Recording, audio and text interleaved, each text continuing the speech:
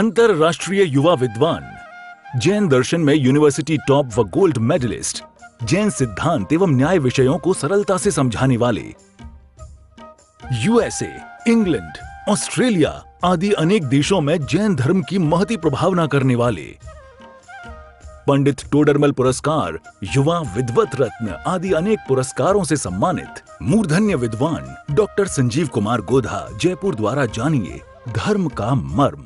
इस कार्यक्रम के प्रायोजक हैं श्रीमान अश्वनी जैन, श्रीमती श्री जैन, कुमारी अनिका जैन, दिल्ली निवासी, जयपुर प्रवासी। हंत सिद्ध सूर्य उपाध्याय साधु सर्व अर्थ के प्रकाशी मांगलिक उपकार, तिनको स्वरूप जाने रागते भई जो भक्ति काय को नवाई स्तुति को उचारी है। धन्य धन्य तिन हित काज सब आज भये, कर जोड़े बारे बारे वंदना हमारी है। मंगल कल्याण सुख ऐसो हम चाहते हैं, हो मेरी ऐसी दशा जैसी तुम धारी है, हो मेरी ऐसी दशा जैसी तुम धारी है, हो मेरी ऐसी दशा जैसी तुम धारी है। क्षत्र चूड़ामणि नामक इस ग्रंथ के आधार से कल कहानी को हमने थोड़ा आगे बढ़ाया था और बहुत सुंदर और मार्मिक चर्चा यहाँ चल रही है। जीवंदर कुमार जन्म हो गया था, जन्म होने के उपरांत सेठ उसे ले गया और जो रानी थी वो रानी आश्रम में रहने लगी। रानी आश्रम में रह रही थी, उसकी परिस्थिति का चित्रण करते हुए लोगों को यह प्रेरणा दी कि रानी और राजा जैसे महापुरुष और सुविधाओं में रहने वाले जीव भी जब उदय बदल जाने पर, कर्म का उदय बदल जाने पर जंगल की प्रतिकूल परिस्थितियों में रह सकते हैं, तो हमारा उदय बदल जाने पर थोड़ी सी प्रतिकूलता आ जाए तो कौन से आश्चर्य की बात है। ये शिक्षा यहाँ दी गई।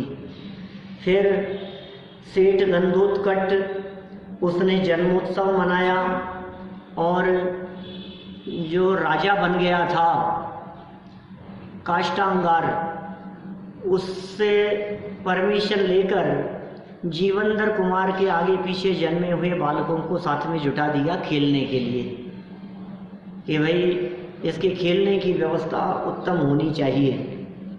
सेठानी को एक दूसरे पुत्र की उत्पत्ति हुई जिसका नाम था नंदाढ्य, माने जीवंदर कुमार तो राजा सत्येंद्र और विजया रानी के पुत्र थे, लेकिन ये सेठानी जो थी सुनंदा, गंधोत्कट की पत्नी, उसके भी पुनः एक और पुत्र हुआ जिस पुत्र का नाम नंदाढ्य रखा गया। जीवंदर कुमार के शरीर की कांति की तुलना चंद्रमा के माध्यम से यहाँ की गई। देखिए अब बाल्यावस्था का वर्णन करते हैं। बाल्यावस्था की चर्चा भी कर ली थी अपन ने यहाँ। माने बाल्यावस्था में यद्यपि जगत के जीवों को अत्यंत कष्ट का सामना करना पड़ता है, लेकिन जीवंदर कुमार चूंकि पुण्यशाली जीव थे, उन्हें किसी भी प्रकार का कष्ट का सामना न करना पड़ा और अनुकूलताओं में ही उनका बाल्यकाल भी निकल गया। कल मैंने बहुत सारी बातें बतलाई थी बचपन के दुखों के संदर्भ में। कोई भी हो, चाहे बड़े बड़े राजा महाराजा ही क्यों न हो, बड़े बड़े वैभव संपन्न वाले लोगों के यहाँ ही पुत्र का जन्म क्यों न हुआ हो, लेकिन जन्म उपरांत उस शिशव अवस्था में वो जो बालक हैं उनको बोलने की तकलीफ, उनको चलने की, खाने पीने की, अपनी इच्छानुसार खा नहीं सकते, कोई खिलाए तो खाएंगे, दांत निकलते हैं तो कैसी पीड़ा, आखिर ये तकलीफ तो भोगनी पड़ेगी ना। इसमें संपन्नता और दरिद्रता क्या करेगी? ऐसा थोड़ी न कि गरीब व्यक्तियों के बच्चों के दांत निकलते हैं तो बहुत तकलीफ होती है, और संपन्न लोगों के बच्चों के दांत निकलेंगे तो तकलीफ नहीं होगी। ये तो मांस है, और इस मांस को फाड़ के जब हड्डी निकलती, दांत हड्डियां हैं, तो कितनी पीड़ा होती होगी, इसका अंदाज़ा लगाने के लिए मैंने आपसे अक्कल डाढ़ की बात कही थी। माने बड़े हो जाने पर भी आखिर परिस्थिति तो वैसी ही है, बचपन जैसी, लेकिन उन बच्चों की तकलीफ को न तो वो व्यक्त कर सकते हैं, न समझा सकते हैं, और हमें बच्चों की उस तकलीफ का अंदाज़ा भी नहीं लगता। हमारे बड़े होने के बाद जो दांत निकले, दाढ़ निकले, उस तकलीफ से हम बच्चों की तकलीफ का अंदाज़ा लगा सकते हैं। घुटनों के बल दौड़ते हैं, घुटने चलते हैं, चलना सीखते हैं, कितनी बार गिरते हैं, कितनी बार घुटने फूटते होंगे, ये सारी परिस्थितियां बचपन में बनती है। माने बाल्य अवस्था अपने आप में अत्यंत कष्टदायक अवस्था होती है। उस कष्ट के काल में भी, कष्टदायक अवस्थाओं के काल में भी मानो कष्ट न उत्पन्न हुआ हो, ऐसी परिस्थितियां जीवनधर कुमार की बचपन में थी। देव और नारकियों का शरीर तो अंतर्मूर्त में बड़ा हो जाता है, और तिर्यंचों का शरीर भी अपने आप ही बड़ा होता हुआ दिखाई देता है, जन्मते ही भागने जैसी स्थिति दिखती है। लेकिन मनुष्य पर्याय में उदय के अनुसार पृथक पृथक व्यवस्थाएं होती है। यहाँ तक चर्चा कल तक हम कर चुके हैं, बात को थोड़ा सा और आगे बढ़ाते हैं। जीवनधर कुमार की स्पष्टवादिता, पेज नंबर 123 और श्लोक नंबर 110। जीवनधर कुमार की स्पष्टवादिता। अथानर्थकं व्यक्तमतिह्यद्यं च वाङ्मयं मुक्त्वातिव्यक्तगीरासि स्वयं वृण्वन्ति हि स्त्रियः। तदनंतर अर्थ शून्य माने अस्पष्ट शब्दावली और बाल सुलभ मनोहर बालक अवस्था की तोतली भाषा को छोड़कर जीवनधर कुमार अत्यंत स्पष्टभाषी हुए। 5 साल की उम्र हो गई, माने इस उम्र तक पहुँचते पहुँचते वे अत्यंत स्पष्टवादी हो गए, स्पष्ट भाषी हो गए। उनके भाषा, उनके जबान में, वो शब्दों में अत्यंत क्लियरिटी थी। छोटे बच्चों की वाणी में जिस प्रकार का तुतलाहटपना दिखता है, जो अस्पष्टता दिखती है, कभी कभी तो ऐसा भी होता है कि वे बोलते क्या हैं और सुनाई क्या देता है, हम कुछ समझ नहीं पाते। लेकिन ऐसी परिस्थिति जीवनधर स्वामी के साथ में नहीं थी, अत्यंत स्पष्ट वाणी उनकी दिखाई देती थी। नीतिकार कहते हैं, निश्चय से स्त्रियां अच्छे पति को स्वयं वर लेती है, अर्थात स्पष्ट सुसंस्कृत वाणी ने जीवनधर कुमार का आश्रय लिया है। देखो किस तरह की उपमा देकर के यहाँ बात कर रहे हैं। स्त्रियां अच्छे पति को स्वयं वर लेती हैं, ये स्वयंवर की बात कही है। प्राचीन काल में, उस समय में स्वयंवर की प्रथा थी, और यद्यपि आज भी स्वयंवर हो रहे हैं घर घर में, क्योंकि माता पिता की इच्छा के बिना स्वयं ही वर का तलाश करके भाग जाना उनके साथ में, ये जगत में हो रहा है। लेकिन भाई ये उस काल की बात है जब अपनी दृष्टि से माता पिता स्वयं अच्छे अच्छे लड़कों का, योग्य राजकुमारों का चयन किया करते थे, और अनेक राजकुमार चयन करके सामने प्रस्तुत करते थे। फिर वे बालिकाएं अपनी इच्छानुसार उनमें से अपनी रुचि अनुसार योग्य वर चुन लिया करती थी, माने सहजी योग्य पुरुषों की तरफ आकृष्ट हुआ करती थी। उस बात को उदाहरण स्वरूप प्रस्तुत करके इन्होंने कहा है कि मानो संस्कृत वाणी ने भी, सुसंस्कृत वाणी, भाषा कोई संस्कृत रही हो ऐसा नहीं कह रहे हैं यहाँ, हिंदी संस्कृत प्राकृत जो उस जमाने में तात्कालिक समय में जो भी भाषा रहा करती हो, जो चलती हो, जो प्रचलन में हो, क्योंकि भाषा तो क्षेत्र काल परिस्थिति के अनुसार बदलती रहती है। ये सुसंस्कृत कहकर के कहना चाह रहे हैं कि वो कमज़ोर नहीं थी वो शैली। आज यदि साल 2 साल 4 साल के बच्चे कोई वाक्य रचना करते हैं तो उनमें कई शब्द, मात्राएं, व्याकरण की दृष्टि से, भाषा की दृष्टि से अनेक प्रकार की अशुद्धियां दिखती है। वे समझते ही नहीं है। कभी कभी तो बहुत भारी शब्दों का प्रयोग कर देंगे और कभी बहुत हल्के शब्दों का भी सही शब्द अर्थों में प्रयोग नहीं कर पाएंगे।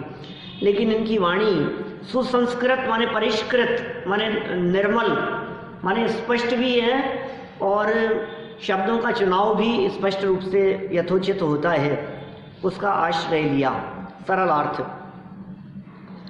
अब जीवंदर कुमार बाल्यावस्था की अर्थहीन और अस्पष्ट और अत्यंत मनोहारी तोतली भाषा को छोड़कर अत्यंत स्पष्ट भाषी हो गए। देखो, तोतली भाषा तो हुई होगी, रही होगी थोड़ी बहुत तो, लेकिन अब और स्पष्टवादी हो गए, है ना। जिस प्रकार प्रायः स्त्रियां स्वयं अच्छे पति को वर लेती हैं, स्वयं वर लेती हैं, उसी प्रकार स्पष्ट और सुसंस्कृत वाणी रूपी स्त्री ने जीवंदर कुमार का वर्ण किया। विशेषार्थ उत्तर पुराण में आचार्य श्री गुणभद्र लिखते हैं, गुणभद्राचार्य कह रहे हैं, उत्तर पुराण के रचयिता, इस प्रकार रोना तुझे शोभा नहीं देता, फिर भला क्यों रोता है। क्या चर्चा उठाई। इस प्रकार रोना तुझे शोभा नहीं देता, फिर क्यों रोता है। इस प्रश्न का उत्तर जीवंधर कुमार ने निम्न प्रकार से दिया। हे पूज्य, सुनिए, इस रोने में जो गुण है उन्हें आप नहीं जानते। क्या माने, ये उत्तर पुराण में भी जीवंधर कुमार का थोड़ा सा प्रकरण आया है वहाँ चर्चा करते समय। सो यहाँ ये कह रहे हैं कि जब उत्तर पुराण में गुणभद्र स्वामी ने जीवंधर कुमार की इन परिस्थितियों का चित्रण किया तो एक प्रश्न उठाया और वो प्रश्न जीवंधर स्वामी से पूछा कि ये रोना शोभा नहीं देता, तू तो बहुत अच्छा बच्चा है, अपन नहीं कहते छोटे बच्चे से ऐसे क्या रोता है, ये रोना तेरे को शोभा नहीं देता है। तो अपनी भाषा में जीवंधर कुमार ने जवाब दिया, हे पूज्य, सुनिए, इस रोने में जो गुण है उन्हें आप नहीं जानते। पहला गुण, रोने से इकट्ठा हुआ कफ निकल जाता है। बुद्धि कुशलता दे रहे हैं। माने कितने बुद्धिमान थे वे बचपन से ही, ये इस बात को यहाँ ग्रंथकार स्पष्ट कर रहे हैं। और नेत्रों में निर्मलता आती है। 2 गुण तो ये कहे और एक गुण और कहा। देखो, पहला गुण क्या हो गया, कफ निकल जाता है रोने से, गले में इकट्ठा हुआ कफ निकल जाता है। नेत्रों में निर्मलता आती है। और नंबर 3, गरम भोजन खाने के योग्य ठंडा हो जाता है। गरम गरम भोजन हो तो खाने के योग्य ठंडा हो जाता है। फिर भला आप मुझे रोने से क्यों रोकते हो। पुत्र की यह बात सुनकर माता भी बहुत प्रसन्न हुई। मुझे लगता है शायद भोजन सामने लगा हुआ होगा और ये किसी बात पर रोने लगे होंगे। तो बोले भोजन भी खाने योग्य हो गया, आंखें भी साफ हो गई, धुल गई और गले का कफ भी निकल गया। इतनी बुद्धिमत्ता की चर्चा कोई छोटे बच्चे करें तो इससे पता लगता है कि ये कितने ज्ञानवान हैं। पूर्व के संस्कार लेकर के आए हैं। कुछ पिछले भवों में भी वे कुछ विशिष्ट अवस्था में रहे होंगे और वहाँ के संस्कार लाए हैं। कभी कभी छोटे छोटे बच्चों को देखकर हम कहते हैं ना, इनकी बातें सुनो, आप किसी बड़े बड़ों जैसी बातें करते हैं, इनकी बातें तो बड़ों जैसी है। लेकिन ये तर्क देना, ऐसी तार्किक और तर्कशील बुद्धि होना, ये तो बहुत ही विशेष बात हो गई। देखिए, विद्वान आर्य नंदी गुरु का समागम। आपको कुछ संक्षिप्त कथा जो हमने पूरी की थी उससे कुछ प्रकरण याद आ रहा होगा। आया क्या कुछ याद। एक गुरु थे, वो आ गए थे, उन्होंने पढ़ाना शुरू किया, फिर पढ़ाते पढ़ाते कोई कहानी सुनाई और कुछ ध्यान आ रहा है कुछ? फिर वो कौन थे? नहीं ध्यान आ रही। हमने जब ये ग्रंथ शुरू किया था तो 5 दिन में पूरा जीवनदर चरित्र आपके सामने सुना दिया था, संक्षिप्त कथा। नहीं आ रही है तो कोई बात नहीं, घबराने की बात नहीं है, दोबारा पढ़ रहे हैं अभी अपने यहाँ, अब आ जाएगी। विद्वान आर्य नंदी नाम के कोई गुरु थे, उनका समागम हुआ। आचार्य वपुः कश्चिदार्य नंदीति कीर्तितः आसीदस्य गुरु पुण्यात् गुरुरेव ही देवता। इन जीवंदर कुमार के पुण्य से उस समय कोई आचार्य की पदवी को प्राप्त और आर्य नंदी नाम से प्रसिद्ध गुरु प्राप्त हो गए। तो देखो आप, ये कोई पुण्य का ही योग है कि आर्य नंदी नाम के कोई आचार्य पदवी को प्राप्त थे। किसी प्रसंग में उनकी कोई पदवी छूट गई होगी, वो दीक्षा छोड़कर वे गृहस्थ हो गए होंगे, श्रावक हो गए होंगे, उन आर्य नंदी नाम के गुरु का इन्हें समागम प्राप्त हो गया। देखो, निश्चय से गुरु ही देवता है। क्या? पुण्याद गुरुरेव ही देवता, गुरुरेव ही देवता। संस्कृत में ऊपर क्या कहा? गुरुरेव ही देवता, गुरु एव देवता, गुरु ही देवता है। साक्षात गुरु का योग मिल जाना बड़े भाग्य से होता है। देव का समागम तो सहज है नहीं, देव तो चौथे काल में हुआ करते थे, लेकिन ये जो गुरु मिल गए हैं, ये गुरु भी साक्षात देवता के समान ही हैं। सब जब बालक की लौकिक अलौकिक विद्या पढ़ने की विशिष्ट उम्र होती है, उसी समय जीवंदर कुमार को पूर्वबद्ध पुण्य कर्म के उदय से गुरु के रूप में आचार्य पद से सुशोभित विख्यात विद्वान आर्य नंदी प्राप्त हुए। लोक में गुरु को भी देव की संज्ञा प्रसिद्ध है। कहते हैं गुरु गोविंदो खड़े काके लागू पाए। भाई साहब, गुरुओं की कीमत देव से भी अधिक कही गई है। देव से हमें वो नहीं मिलता जो हमें गुरुओं से मिलता है। गुरु हमें वो देने में समर्थ है जो साक्षात परमात्मा भी नहीं दे सकते। सच में तो परमात्मा कुछ देते ही नहीं है, लेकिन परमात्मा का बतलाया हुआ मार्ग वो गुरुओं के माध्यम से हमारे को जानने को मिलता है। पूर्व पुण्य के उदय से, पुण्य कर्म के उदय से ऐसे विख्यात विद्वान मिल गए, आर्य नंदी नाम था उनका। देखें विशेषार्थ में क्या कहते हैं। आर्य नंदी अभी ज्ञान नहीं, देखो ज्ञान तो होगा ही, विशेष ज्ञान, अवधि ज्ञान भी हो सकता है और भी निर्मल ज्ञान हो सकते हैं। ज्ञान के विविध रूप हैं बहुत। मति श्रुत ज्ञान में भी बहुत हद तक इस तरह की सामर्थ्य होती है जो पिछली बातों को भी कई जान लेते हैं ज्ञान की निर्मलता से। यहाँ गुरु का अर्थ लौकिक विद्या पढ़ाने वाला अध्यापक ही समझना है। क्या? गुरु मिल गए का अर्थ वो लौकिक विद्या पढ़ाएंगे, उसे पढ़ना लिखना सिखाएंगे, शिक्षा प्राप्त कराएंगे उसे, वो सीखेगा कुछ ना कुछ उनके निर्देशन में। आचार्य आर्य नंदी ने जीवंदर कुमार को लौकिक अलौकिक दोनों विद्याएं पढ़ाना प्रारंभ किया, दोनों प्रकार की विद्याएं सिखाना शुरू किया। योग्य अध्यापक भी पुण्योदय के बिना प्राप्त नहीं होते। अध्यापक मिल गए, लेकिन योग्य अध्यापक मिले, ये पुण्य के उदय के बिना नहीं होते। किसके पुण्य? और देखो, अध्यापकों को योग्य शिष्य मिलना ये उनके भी पुण्य का उदय है। शिष्य को अच्छे अध्यापक मिलना ये भी पुण्य के योग से होता है। ये तो परस्पर एक दूसरे की इस तरह के उदय के साथ ऐसी परिस्थितियां बनती है। पूर्व पुण्य कर्म का उदय हो तो जड़ दिशाएं भी जीव की इच्छाओं को पूर्ण करने में सहायक होती हैं। लो, क्या बात कह दी है, कितनी सुंदर, मतलब वाक्य ही बड़ा गजब का है। वो वाक्य याद आता है आपको? आपके तीव्र पुण्य का उदय हो तो चारों तरफ से वे वर्गणाएं भी आपके कार्य की सिद्धि के लिए आकर्षित हो जाती है।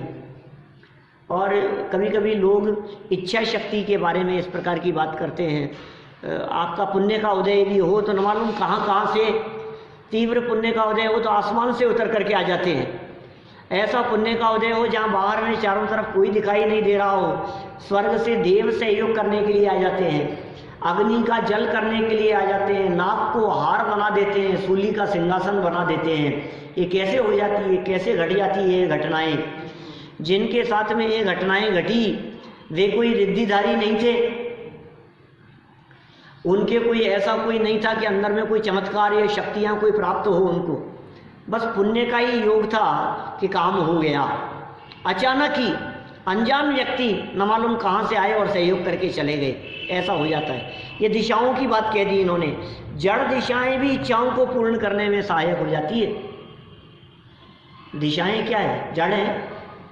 दिशा क्या करने में समर्थ है?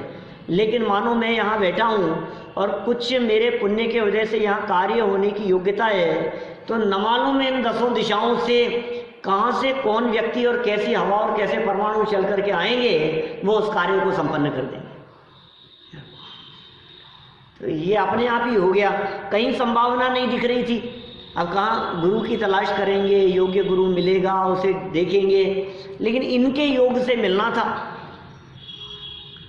नगर में किसी को पढ़ाते नहीं थे वे। आर्य नंदी कोई शिक्षा आदि का काम नहीं करते थे, क्योंकि यदि वे शिक्षक होते तो फिर नगर में और भी उनके शिष्य होते, तो फिर जीवनधर कुमार का क्या पुण्य की विशेषता रही? किसी को न पढ़ाने वाले, जो किसी को नहीं पढ़ाते थे लेकिन पढ़ाने की अद्भुत योग्यता रखने वाले, ऐसे आर्य नंदी मुनिराज ने सहज ही आकर ये कहा कि इन्हें मैं पढ़ाऊंगा। अब कैसा योग मिल गया। देखिए, पूर्व पुण्य कर्म का उदय हो तो जड़ दिशाएं भी जीव की इच्छाओं को पूर्ण करने में सहायक होती हैं। कहा भी है, दिशः कामान दुहंति च। अतः जीवनधर कुमार को आचार्य आर्य नंदी अध्यापक के रूप में सहज ही बिना प्रयास किए उपलब्ध हो गए। हम तो तलाशते हैं अपने बच्चों के लिए अच्छा स्कूल मिले, अच्छा स्कूल तलाशते हैं, अच्छा अध्यापक तलाशते हैं, अच्छा पढ़ाने वाला तलाशते हैं, कौन पढ़ा सकता है, कौन योग्य गुरु हो सकता है उनके लिए, लेकिन इनको बिना प्रयास के सहज ही उपलब्ध हो गए। सभी अनुकूल पदार्थों को प्राप्त कराने का अधिकार मानव पुण्य कर्मों ने ही ले रखा है। यह अधिकार किसने दिया आपको? बोलो, इस कार्य को करने का यह अनुकूलताएं किसने दिला दी? मानो सारे अनुकूल कार्य कराने का अधिकार पुण्य कर्मों के पास में है। यदि पुण्य कर्म होगा तो सर्व अनुकूलताएं आपको मिल जाएगी। ये कैसा अधिकार है?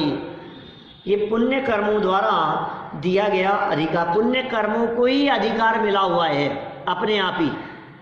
और मानो काम बिगाड़ने की सारी योग्यताएं पाप में ही बैठी हुई हो। सो पाप कर्म काम बिगाड़ने वाला और पुण्य कर्म सर्व कामों को अनुकूल बनाने वाला, अनुकूल पदार्थों की प्राप्ति कराने वाला। जो हितकारक मार्ग बताता है, जो विद्या देता है, वह देव है। गुरु को देव सिद्ध किया ना, गुरु ही देव हैं। तो देव किसे कहें? देव शब्द का व्युत्पत्ति अर्थ ऐसा किया गया है, देवे सो देव। क्या कहा? देव कौन है? जो देवे। तो क्या देवे? योग्य शिक्षा देवे, योग्य उपदेश देवे, सन्मार्ग का ज्ञान देवे, वो देव है। देवे सो देव। तो गुरु भी देने का काम करते हैं, मार्ग बता देने का काम करते हैं, इसलिए वे गुरु भी देव के समान है।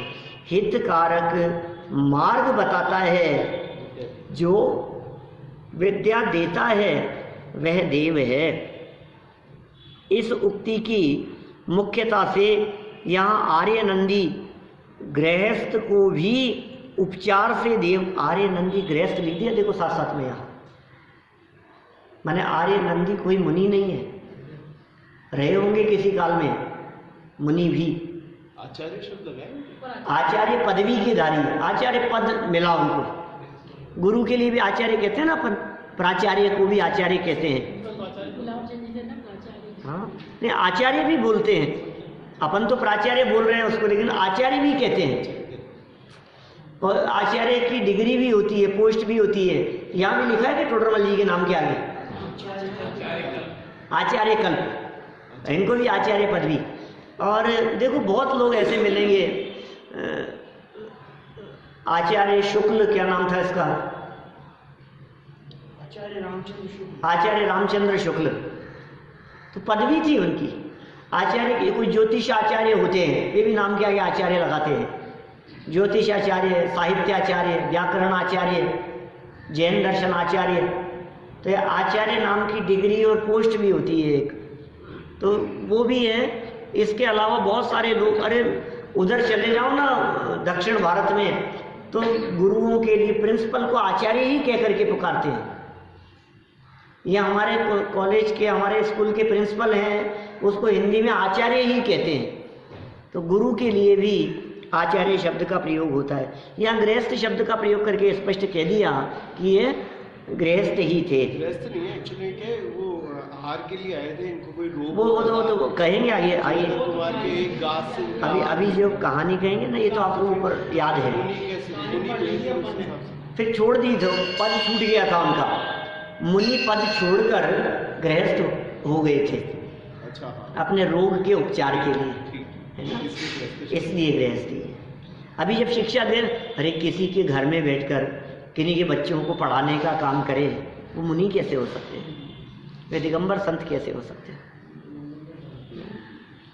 ये आर्य नंदी गृहस्थ को भी उपचार से देव कहा है। गृहस्थ को भी उपचार का कारण भी उनके द्वारा देव शास्त्र गुरु की शिक्षा देना है।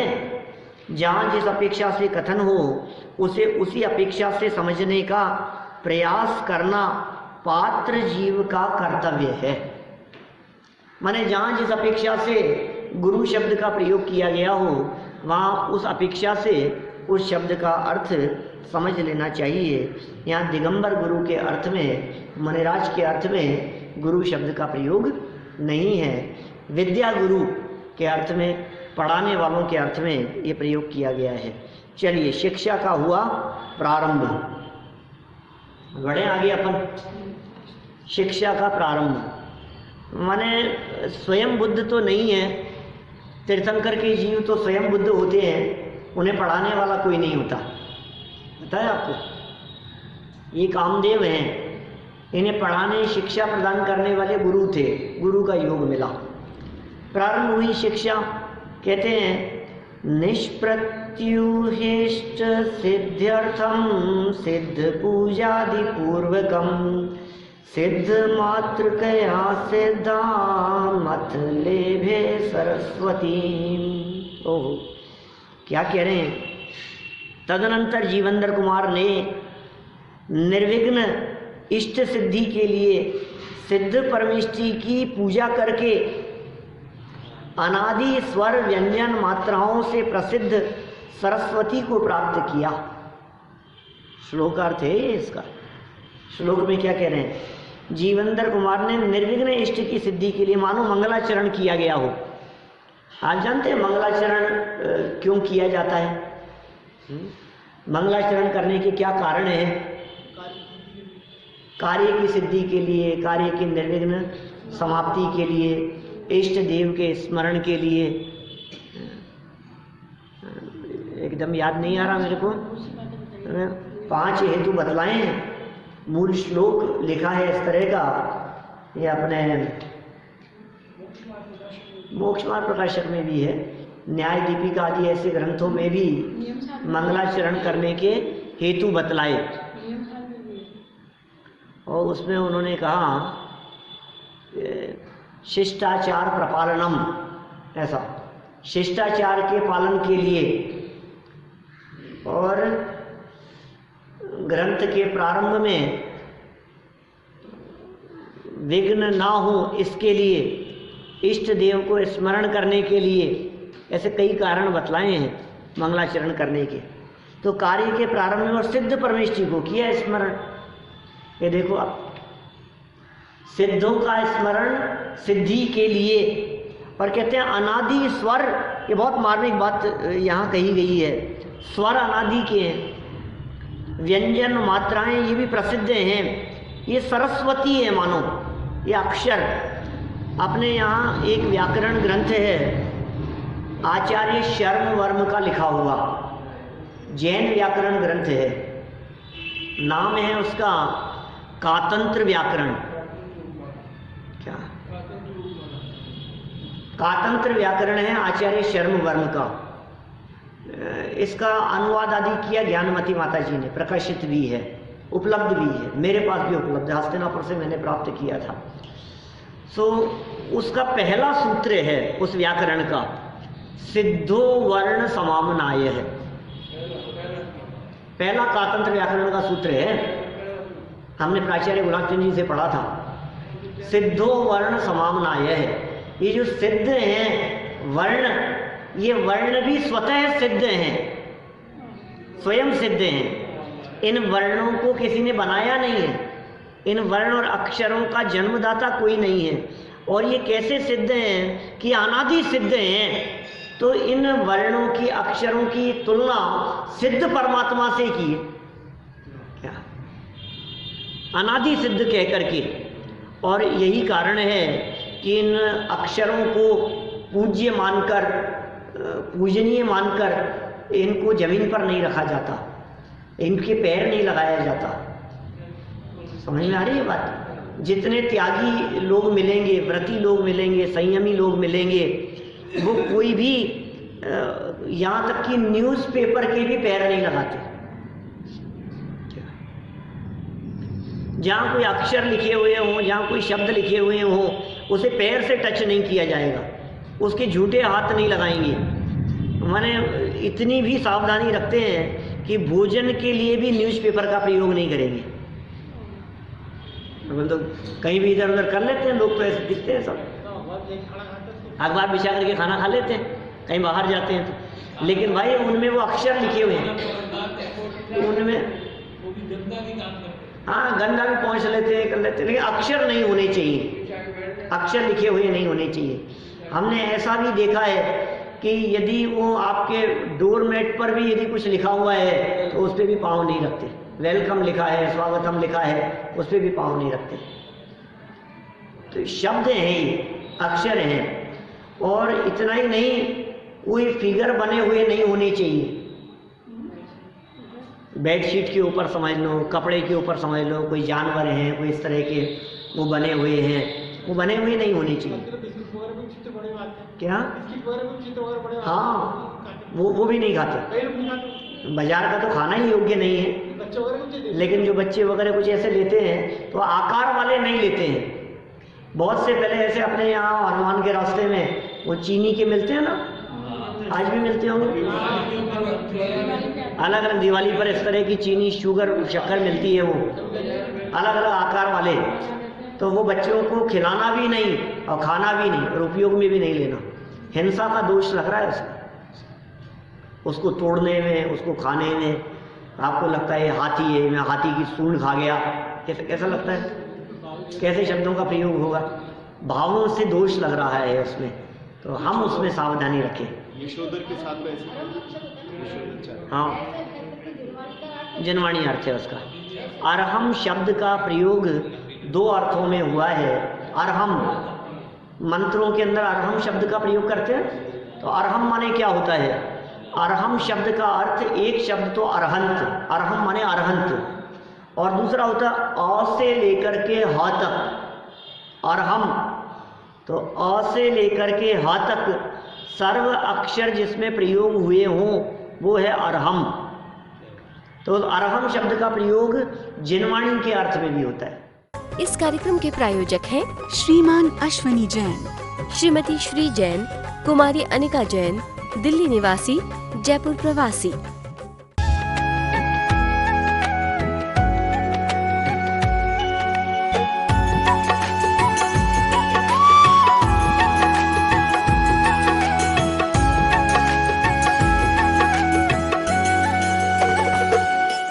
अंतरराष्ट्रीय युवा विद्वान, जैन दर्शन में यूनिवर्सिटी टॉप व गोल्ड मेडलिस्ट, जैन सिद्धांत एवं न्याय विषयों को सरलता से समझाने वाले, यूएसए, इंग्लैंड, ऑस्ट्रेलिया आदि अनेक देशों में जैन धर्म की महती प्रभावना करने वाले, पंडित टोडरमल पुरस्कार, युवा विद्वत रत्न आदि अनेक पुरस्कारों से सम्मानित मूर्धन्य विद्वान डॉक्टर संजीव कुमार गोधा, जयपुर द्वारा जानिए धर्म का मर्म।